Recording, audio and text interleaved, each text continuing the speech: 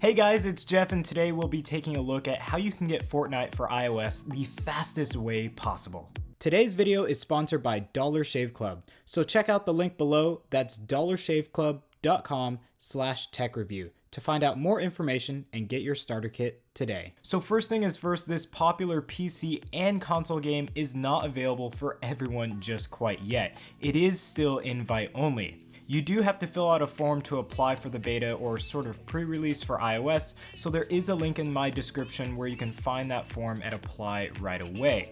My application only took about 2 days or like 42 hours for a response, so it was actually processed quite quickly.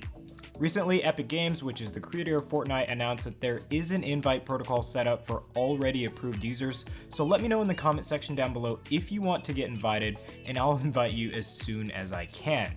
Now, moving on to gameplay, and it's really like any other iOS game based on a console game, but it just has that little edge above everyone else. There are obviously some drawbacks, but overall it's a lot of fun and it's a great mobile experience for Fortnite. I've definitely played some other console games that moved over to iOS and they don't even come close to the real thing. So I have yet to try this out on my iPad Pro to get that experience, so I'm really sure that experience will be even better.